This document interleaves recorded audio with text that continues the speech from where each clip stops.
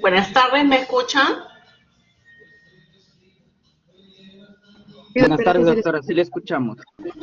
Buenas tardes, doctora, ¿sí se escucha? Gracias. Bueno, vamos a hacer la clase de sepsis. Voy a compartir mi pantalla. Tenemos un marco musical en la calle.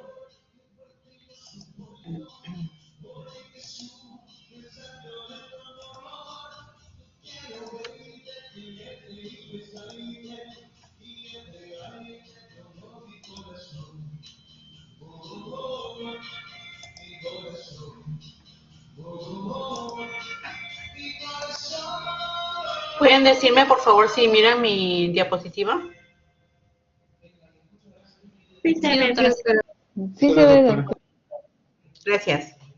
Entonces vamos a empezar la clase. Vamos a definir qué cosa es sepsis, qué cosa es el patrón de reconocimiento molecular del patógeno, qué son los receptores TOL. Vamos a ver la respuesta inflamatoria, el desequilibrio entre oxidantes y antioxidantes, la disminución o activación de algunas proteínas, la desregulación del sistema nervioso, coagulopatía y alteración de la microcirculación y el rol de complemento, ¿no? Todo eso tiene que ver con sepsis. Entonces sabemos nosotros que la sepsis es solamente una manifestación de la respuesta inmune innata. Entonces aquí no interviene lo que es la respuesta adquirida. No hay linfocitos T, no hay linfocitos B, y solamente se encuentra la inmunidad innata, como son las barreras de la piel, las barreras bioquímicas, de las secreciones que tenemos nosotros, el sistema de complemento, que es un conjunto de proteínas que tienen que ver también con el sistema inmune innato, y las células, ¿no? El macrófago, el neutrófilo, las células natural killer, y definitivamente todo lo que tiene que ver con citoquinas proinflamatorias, que son los que van a producir la inflamación, y también las proteínas que tienen que ver con la coagulación, ¿no? Solamente para diferenciar, ¿no? Una respuesta inflamatoria normal es una respuesta, como ya habíamos mencionado de repente en algún caso clínico, que se trata de los 4 signos cardinales de la inflamación, ¿no? Que es tumor por aumento de la permeabilidad, que es dolor, calor y rubor, que tienen que ver con la vasodilatación. ¿Y todo eso para qué? Para que cuando haya una parte de nuestro organismo que está siendo lesionada, vayan todas las células que necesitan ir para hacer la reparación. Eso es lo que constituye una inflamación normal. Entonces, la respuesta inflamatoria sistémica que estamos viendo acá es algo similar a lo que pasa en una inflamación, pero que ocurre en todo el organismo, ¿no? En todos los sistemas, en forma generalizada. Y es una manifestación exagerada de la inflamación, ¿no? No es algo que tiene el objetivo como una inflamación normal localizada de reparar, sino es una respuesta que hace de que haya gran vasodilatación, que haya gran permeabilidad de muchos órganos y que probablemente no lleven generalmente a una reparación, ¿no?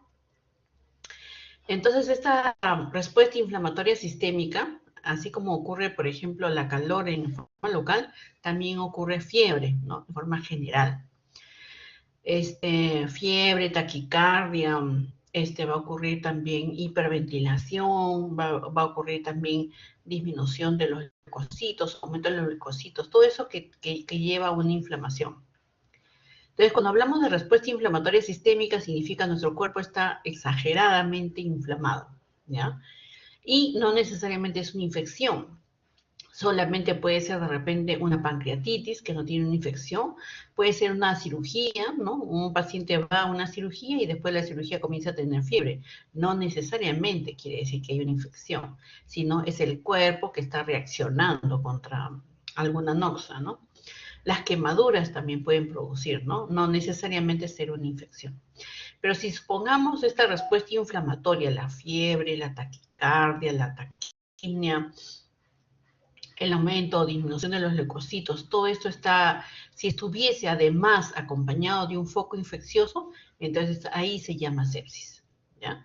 Si no hay foco infeccioso, se llama respuesta inflamatoria sistémica, pero si está acompañado de una infección, se llama sepsis.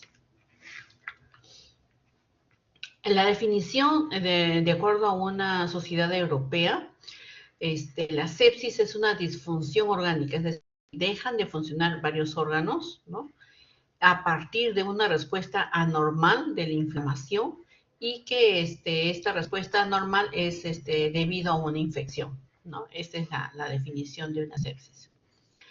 Hay una mnemotecnia que se llama SOFA, que también tiene que ver con esta falla orgánica secuencial, ¿no? Y esta falla orgánica secuencial es a través de algunos órganos, principalmente los más importantes, que fallen y entonces nos esté diciendo que está ocurriendo esta falla de órganos, ¿no? Por ejemplo, si falla el aparato respiratorio, entonces lo que va a caer es el PAFI, que es la relación entre la presión de oxígeno que yo administro a un paciente, la presión de oxígeno que yo le mido a un paciente y la cantidad de oxígeno que le estoy dando, ¿no? Supongamos que si yo le doy de oxígeno como algo pequeño, algo poquito, como 10, y su saturación está en 90, 100 normal, significa que su PAFI está bajo, que está bien el paciente porque está funcionando su pulmón. Pero supongamos que yo le doy un oxígeno como de 100, y a pesar de que le doy oxígeno como 100, su saturación es muy baja, como 60, entonces quiere decir que su función pulmonar está venida menos, ¿ya? PAFI, SAFI que estamos mirando acá, es algo que se valoraba mucho cuando había la epidemia del coronavirus, ¿no? Ustedes habrán visto de que la mayor parte de personas y de repente también la prensa hizo muy famoso al aparatito para medir la saturación de oxígeno, ¿no? Pero realmente la saturación del oxígeno no mide cuán mal está el pulmón, ¿no? Entonces puede estar de repente un paciente con una saturación bien normal, pero si su PAFI está mal, significa que necesita bastante oxígeno para que tenga una saturación adecuada, ¿no? Entonces, PAFI es lo más importante. Entonces, lo normal es más o menos 300, 400, pero entonces si está bajo, quiere decir que está fallando su pulmón. En el caso de la coagulación, se miden las plaquetas, por ejemplo, ¿no? Si las plaquetas van bajando, también es un puntaje para decir que el órgano está fallando. En el caso del hígado, las bilirrubinas. En el caso del sistema cardiovascular, es la presión arterial media, ¿no? Si, por ejemplo, la presión arterial media normalmente debe ser 90, si es menor, si comienza a bajar, significa que el órgano no está siendo perfundido, ¿no? No está llevando el oxígeno que necesita utilizar. Y si necesito medicamentos para que este sistema cardiovascular pueda llevar el oxígeno a los tejidos, entonces ya significa que también el órgano está fallando, ¿no? En el caso del sistema nervioso central, por ejemplo, la escala de Glasgow, ¿no? Normalmente nosotros tenemos una escala de Glasgow de 15/15, que significa que abrimos los ojos espontáneamente, que hablamos espontáneamente y que movemos nuestros miembros espontáneamente, ¿no?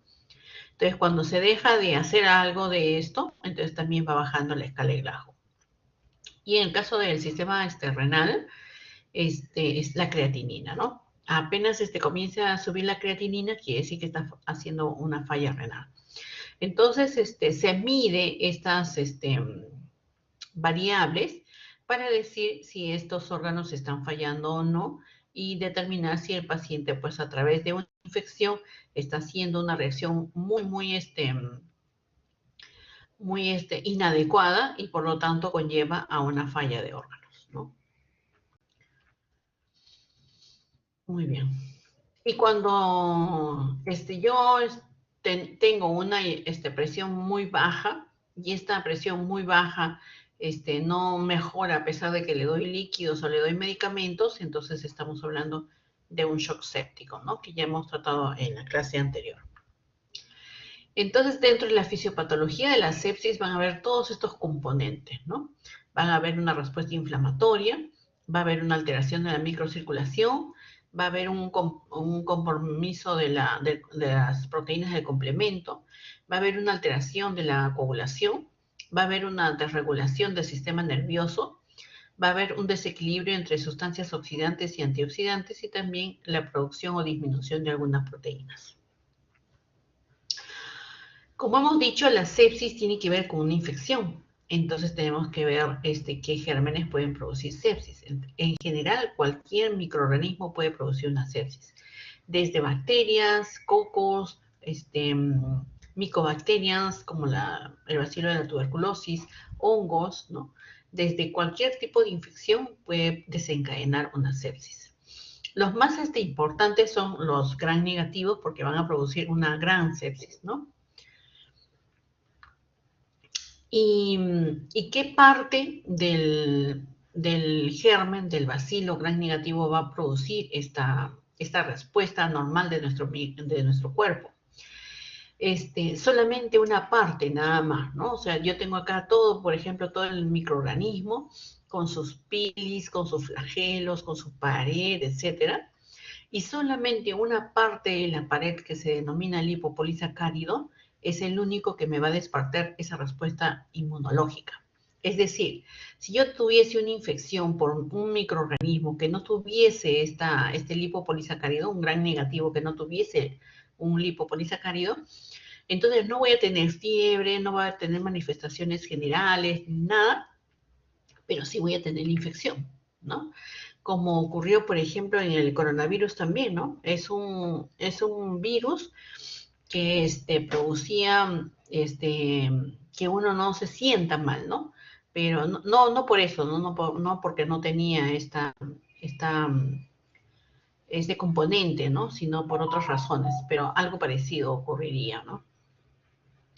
Entonces, el lipopolisacárido que está acá en la pared del bacilo gram negativo es el que va a desencadenar esta respuesta anómala.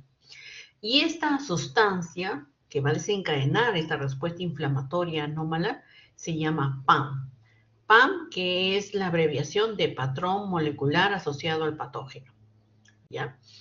En el caso del gram positivo, por ejemplo, puede ser el péptido glicano o puede ser el ácido lipoteicoico, o también puede ser el ADN, puede ser la flagelina, las fimbrias, los pilis, etcétera, que también pueden despertar esta respuesta inmunológica innata, ¿no? Dentro del lipopolisacárido de la bacteria gram negativa, específicamente, este es todo el lipopolisacárido, específicamente hay un lípido A, que es el que va a desencadenar esta respuesta inflamatoria, anormal, generalizada, en una persona que tiene una infección por un germen gram negativo.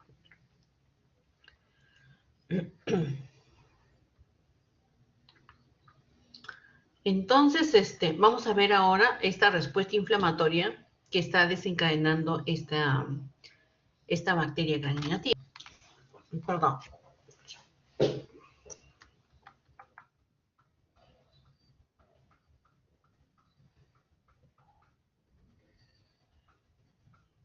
I'm sorry.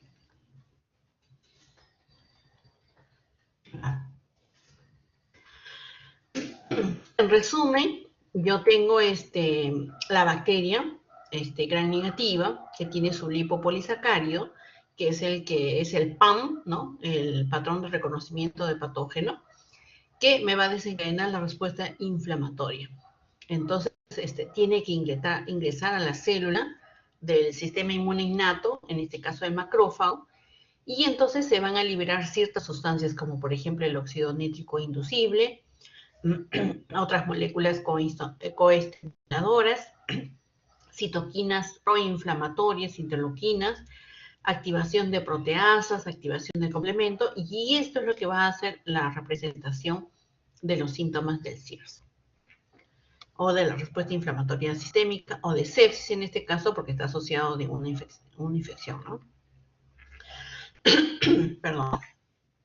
Entonces, en forma más detallada, el lipopolisacárido, que hemos dicho que tiene una bacteria gram negativa, ¿no? Representada por esta imagen, se va a unir a una proteína de fase aguda que es producida por el hígado, y este complejo se va a unir a una molécula que se llama CD14, que está en la superficie del macrófago.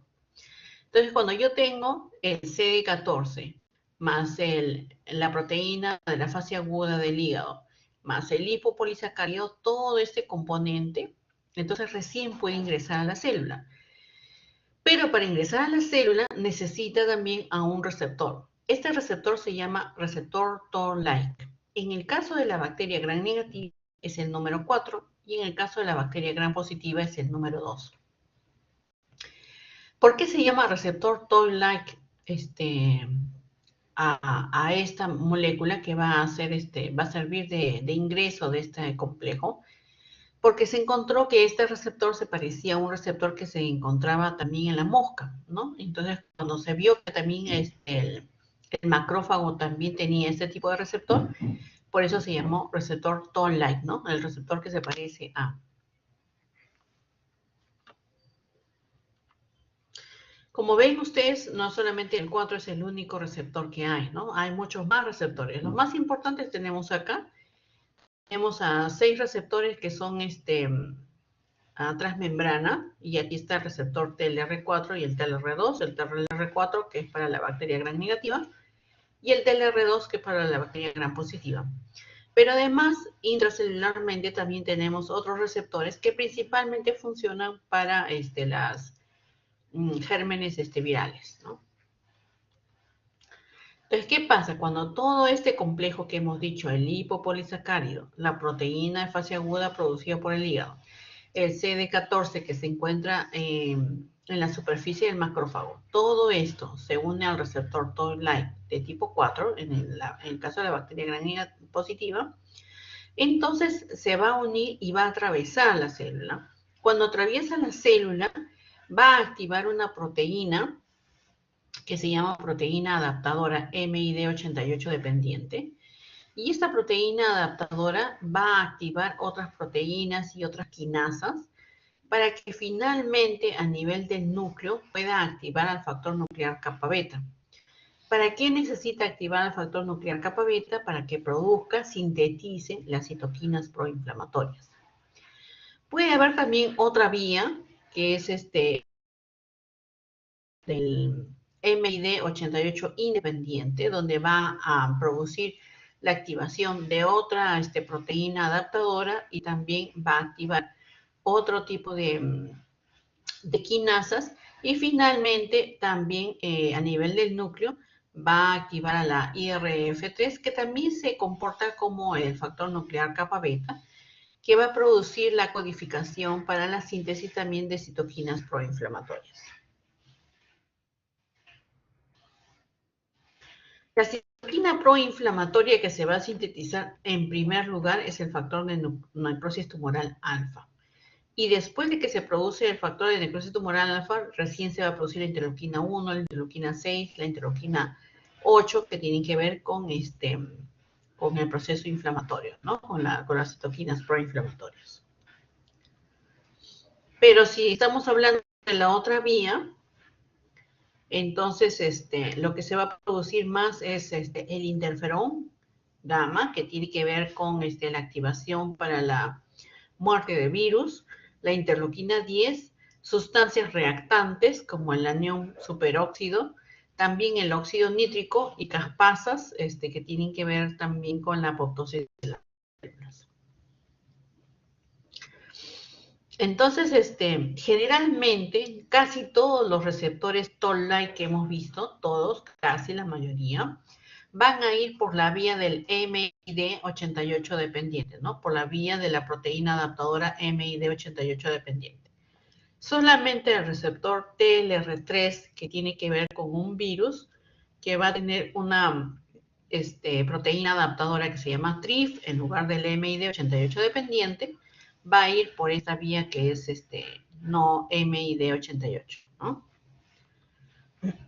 Acá un resumen, ¿no? Acá tenemos a a la bacteria gram positiva, su PAM vendría a ser el péptido glicano, también se va a unir a la proteína en fase aguda del hígado y también al CD14.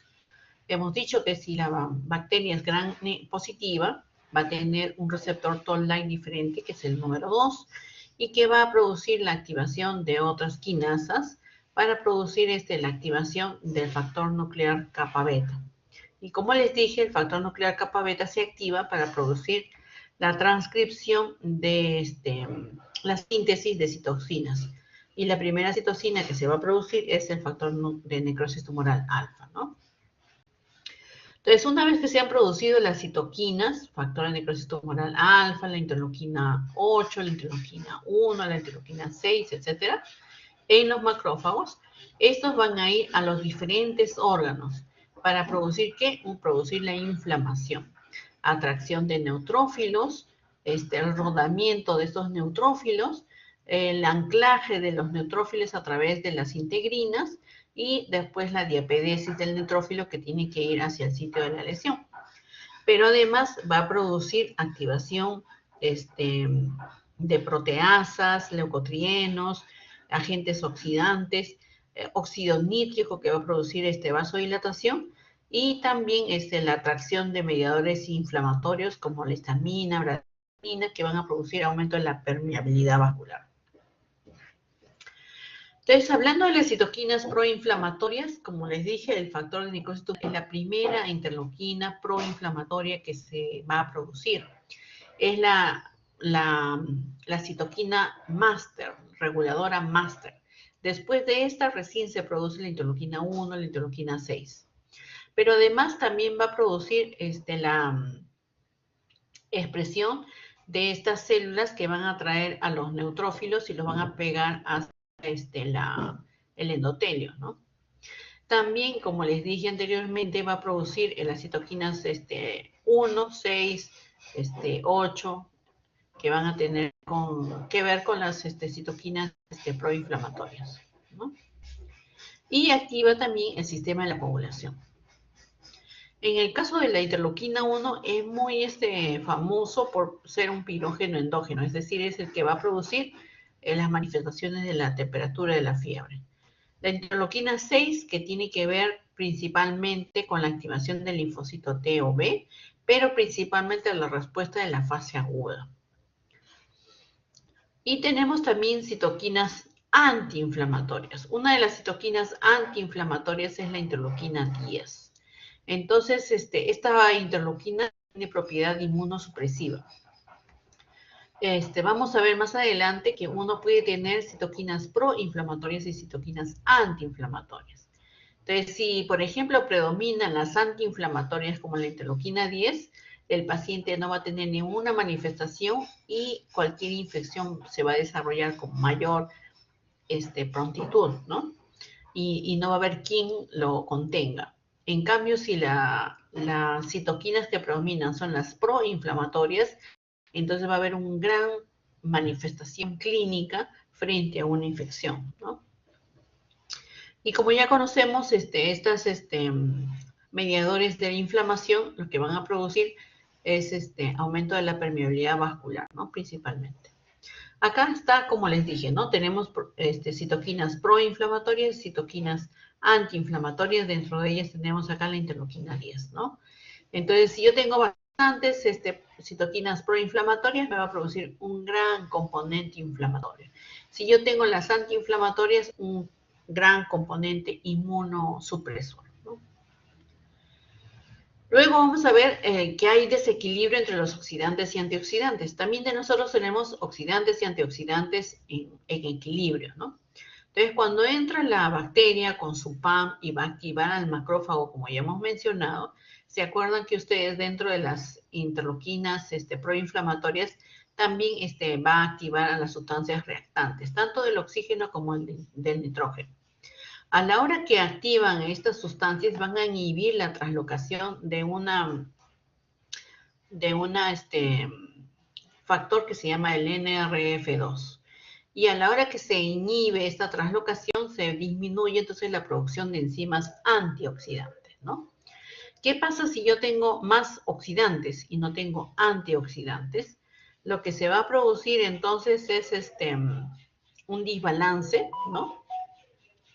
Y me va a producir la respuesta inflamatoria sistémica. Por ejemplo, tenemos algunos oxidantes y algunos antioxidantes en esta lista. Y entonces es recomendable tener antioxidantes como algunas vitaminas, por ejemplo, como el glutatión, la catalasa, etc. Dentro de lo que es la sepsis también hay una alteración de la coagulación. Generalmente hay mayor inflamación y hay mayores mediadores de la coagulación y hay más bien disminución de la fibrinolisis. Entonces, ¿qué va a traer consigo? Microtrombosis vascular, hipoperfusión de los órganos, isquemia, lesión del órgano y finalmente, dentro de lo que era la definición, ¿se acuerdan? Fracaso o falla del órgano. Acá tenemos a la bacteria gram positiva o gram negativa, se une al macrófago que está con el CD14 y todo este complejo se va a unir al receptor Toll-like. Una vez que se une al receptor Toll-like, se va a producir citoquinas proinflamatorias, dentro de ellas el factor de necrosis tumoral alfa y la interleuquina 1.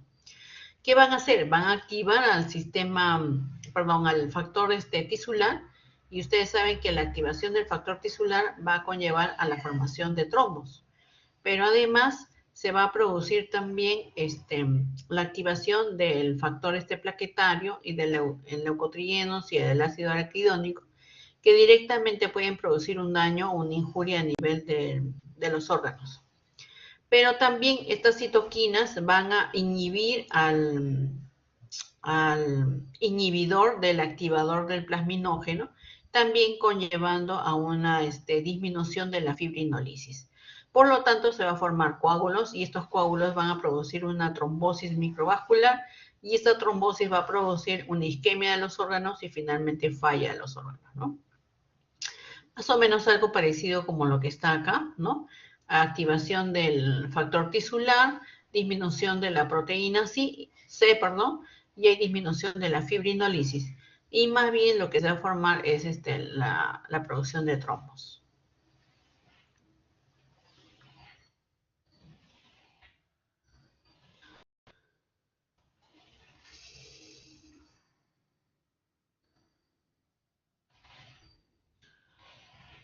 Lo siguiente es la disminución o inhibición de los receptores proliferadores de la peroxisoma y también la sobreestimulación o activación de las poli-ADP ribosa polimerasa.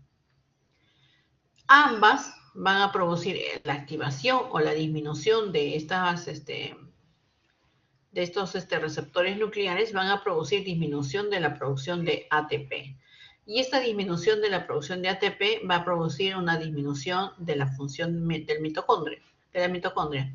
Y esta disminución de la función de la mitocondria va a conllevar también a la producción de la respuesta inflamatoria sistémica y finalmente la sepsis y la muerte, ¿no?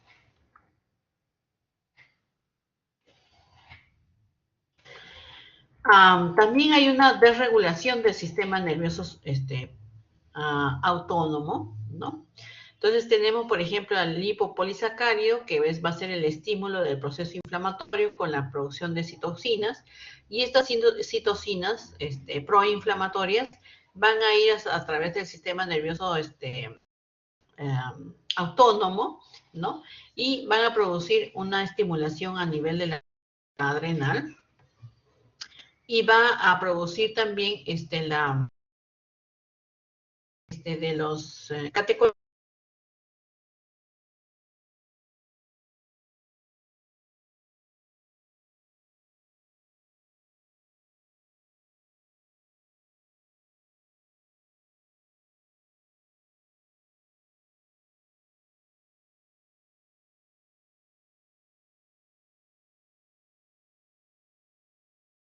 En cambio, si van a activar a los receptores alfa-adrenérgicos, voy a tener un aumento y liberación de citoquinas inflamatorias.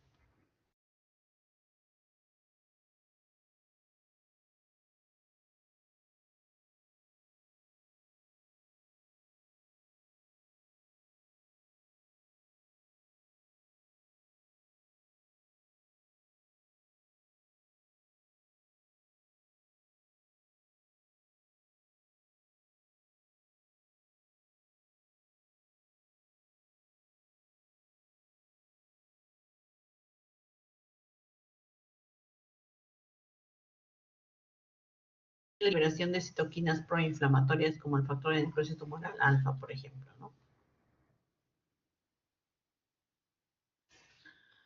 Va a haber también una alteración de la microcirculación. Ya habíamos manifestado de que había aumento de... Sí, perdón.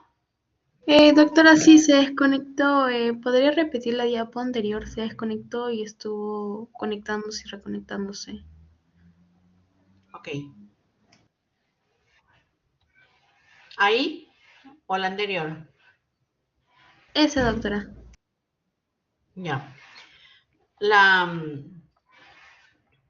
Esta de acá estamos viendo cómo se altera el sistema nervioso simpático, ¿no? Si se altera el sistema nervioso simpático, las catecolaminas que se liberan, si van a ir a través de los receptores beta-2 adrenérgicos, inhibe la liberación de citoquinas. Pero si van a través de los receptores alfa-2 adrenérgicos, van más bien a aumentar las citoquinas proinflamatorias.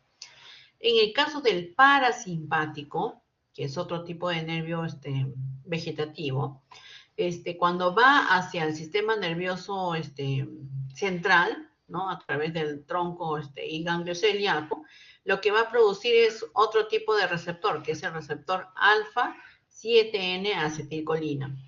Y este receptor, cuando se activa, va a suprimir también la liberación de citoquinas, quimiosinas, y por lo tanto no se va a producir el factor de necrosis tumoral alfa, que es la primera citoquina proinflamatoria que les dije que se producía.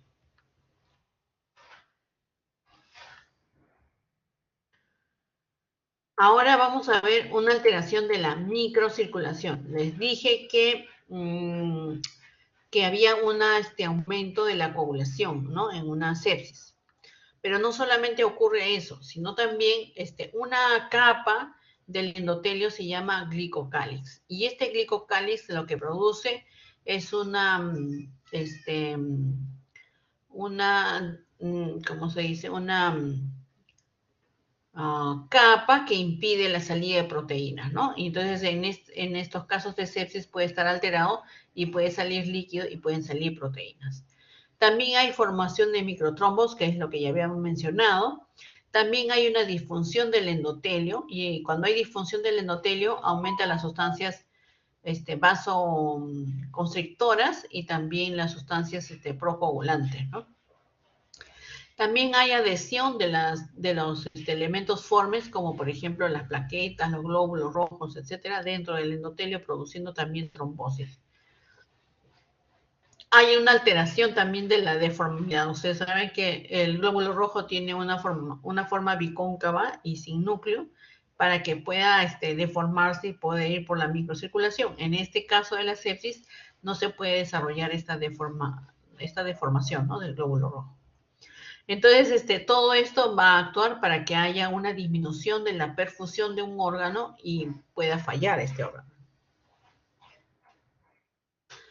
Entonces, los estímulos bacterianos pueden producir sustancias reactantes, citoquinas proinflamatorias, va a haber un daño en la transducción de las señales y a nivel del control del músculo liso, va a haber activación de las sustancias procoagulantes, desregulación del sistema vasomotor con predominio ¿cómo se llama?, de la vasoconstricción, ¿no?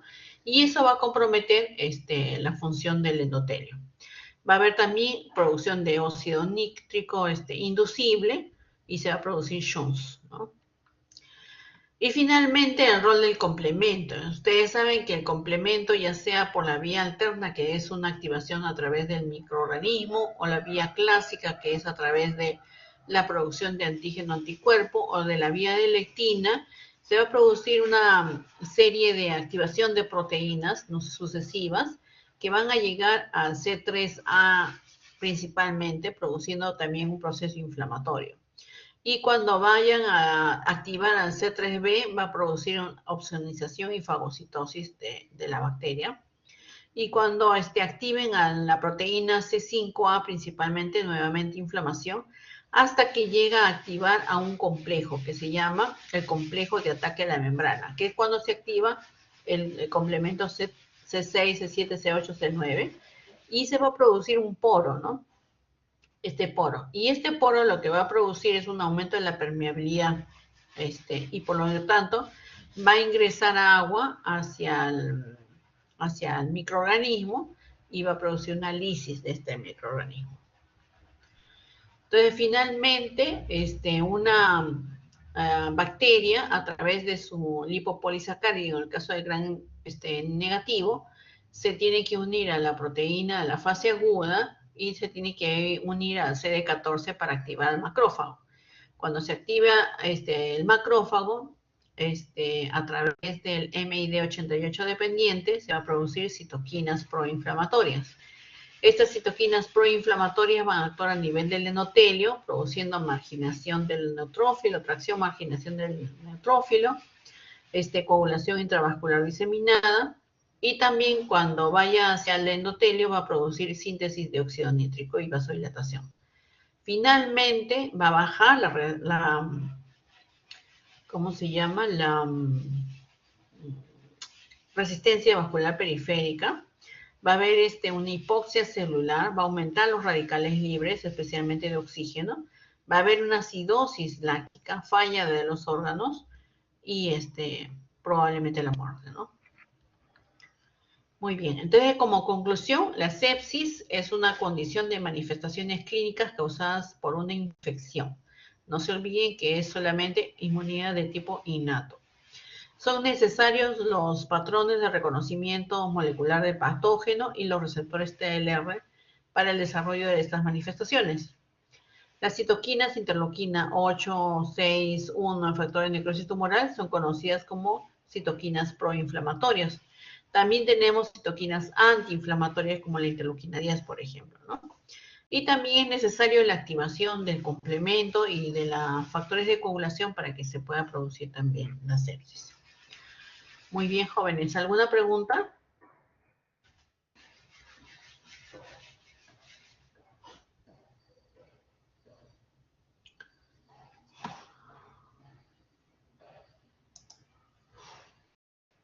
¿Ninguna? Ok. Ya les he publicado la clase, ¿ya? Ya está también en su aula virtual. Muy bien, entonces nos estamos viendo en otra actividad. Cuídense. Hasta luego, Gracias a doctora, ustedes. gracias.